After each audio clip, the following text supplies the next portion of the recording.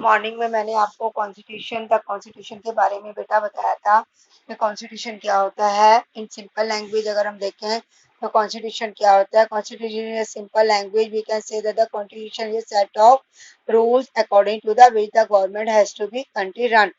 वो नियम और कानून जिसके द्वारा एक देश की सरकार जो चलती है उसको हम कानून कहते हैं, कॉन्स्टिट्यूशन कहते हैं, जो कि नियम वगैरह बनाए जाते हैं। इसके अलावा मैंने on the one hand it identified at the position and power of the three organ of the government. ये देश के सरकार के जो तीन अंग हैं उनकी क्या पोजीशन है। के तीन अंग कौन से होते हैं? लेजिस्लेचर, एग्जीक्यूटिव, जुडिशरी, विधायिका, कार्यपालिका और न्यायपालिका। इसके अलावा जो इम्पोर्टेंस क्या होता है कॉन्स्टिट्यूशन का डेमोक्रेसी में, क्या होता है कि इसका सबसे बड़ा फायदा ये होता है हमारे पीबीएम जो है हमारा, जिसमें नीति निर्देशक सिद्धांत दिए गए हैं कि हमें कौन कौन से नियम और कानून जो है वो फॉलो करने हैं, उसके बारे में बताया गया। हमारे कॉन्स्टिट्यूशन में सबसे पहले पीबीएम में बताया गया है कि सर्वोजंटी सार्वभौमिकता, ठीक है, सोशलिज्म समाजवाद एंड सेकुलर धर्मनिरपेक्षता एंड द डेमोक्रेटिक लोकतांत्रिक रिपब्लिक यानी जनतंत्र, गणतंत्र, जस्टिस, न्याय व्यवस्था, ये सब चीजों का वर्णन जो है हमारे कॉन्स्टिट्यूशन के द्वारा किया गया है।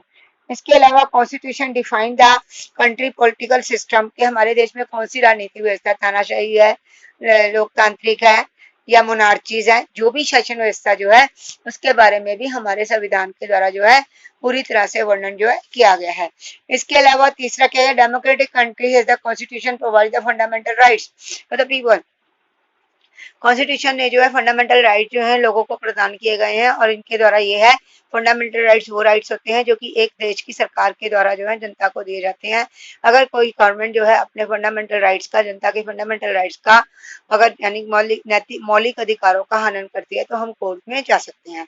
इसके अलावा क्या है हमारा another problem of the constitution has to be the democratic, the clearly demand the function and the process of the different organ of the government। और ये भी बताया गया हमारे तीन ऑर्गन, मैंने अभी आपको बताया, विधायिका, कार्यपालिका और न्यायपालिका, कि इनके भी क्या काम है और ये किस प्रकार से काम करेगी, इसके बारे में भी बताया गया है। अब देखिए कि what are the laws and why there need for the, कि हमें न्यायपालिका की क्यों आवश्यकता होती है, हमें न्याय कॉन्स्टिट्यूशन की क्यों आवश्यकता होती है। बेटे जैसा कि आपको मालूम है कि rules and principle governed by the affair of the communities and enjoy for the political authority, कि हमारे इस संविधान के द्वारा जो जितनी भी देश में कम्युनिटी है, जितने भी सरकारें हैं, सभी को जो है अपने पावर्स का प्रयोग करने का अधिकार है। लॉज जो होते हैं वो किसी भी कंट्री के अपनी एक कानून जो होते हैं, लॉज जो होते हैं वो अपने आप में एक अपनी उपयोगिता रखते हैं, ठीक है।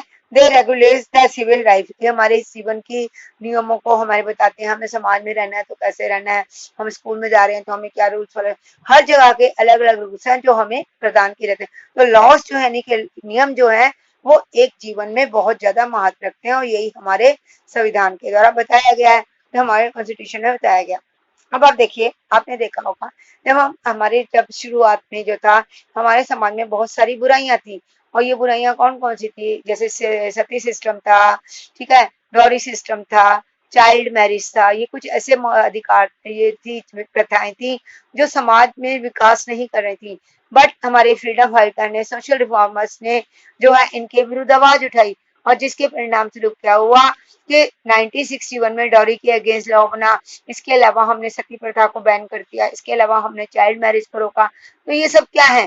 तो लॉज होते हैं, ये सामाजिक बुराइयां थी, अगर इनको कानून के द्वारा पास नहीं किया जाता तो आज भी ये विद्यमान रहती। तो लॉ जो होते हैं, कानून जो होते हैं, कॉन्स्टिट्यूशन जो है, जो सामाजिक इविल्स यानी कि सामाजिक बुराइयां होती हैं उनको खत्म करने की कोशिश जो है वो करता है।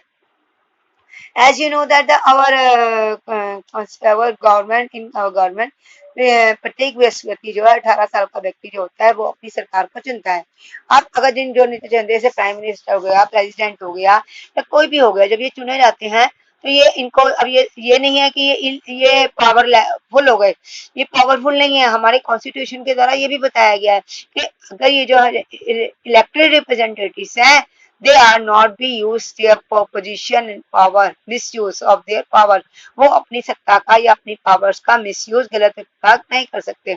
अगर कोई ऐसा करता है तो आज हम लोगों के पास जो है, जनता के पास ये अधिकार है कि अपने इन अधिकारियों के विरुद्ध आवाज जो है वो उठा सकती है।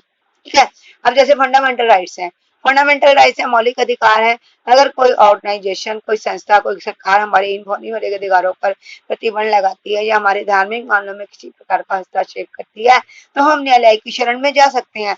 इस प्रकार हम क्या देखते हैं कि ये नहीं है कि इलेक्टेड रिप्रेजेंटेटिव जो है वो पावरफुल हो जाएंगे और अब जनता उसके लिए, हाँ, कॉन्स्टिट्यूशन ने हम लोगों को राइट दिया है कि अगर ये पावरफुल जो मिनिस्टर्स हैं, जो नेता हैं, जो प्राइम मिनिस्टर है, प्रेसिडेंट है या जो भी बड़े बड़े पोस्ट पे नेता हैं, अगर वो अपनी पावर्स का मिसयूज करते हैं तो we have to right to go in the supreme court, the high court. जैसे अगर फंडामेंटल राइट्स का मैंने आपको बताया, आपको मालूम होना चाहिए कि हमारे जो जस्टिस जुडिशरी है वो हमें अनेक प्रकार के अधिकार देती है और हम न्याय व्यवस्था में जा सकते हैं।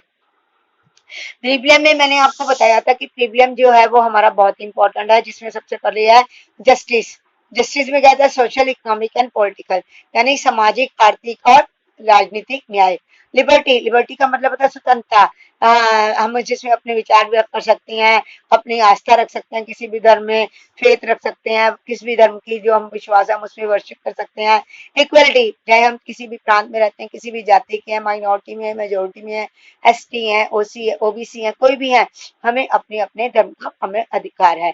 फ्रंट आइडेंटिटी का मतलब होता है एस्यूमिंग of the dignity of the individual, यानी कि अगर हम अलग जाति के हैं, अलग धर्म के, तो हमें बराबरी का दर्जा, जैसे हमारे महात्मा गांधी ने जो था एस टी अनटचेबिलिटी यानी छुआछूत को समाप्त किया था, तो ये सब है जो कि अगर हमारे समाज में ये सब चीजें होंगी, छुआछूत होगा, ऊंच नीच का होगा, तो हमारी जो कंट्री को इंटीग्रेटेड करना यानी कि एकता को बनाए रखने में और राष्ट्र के निर्माण में जो है बाधा उत्पन्न करेंगे।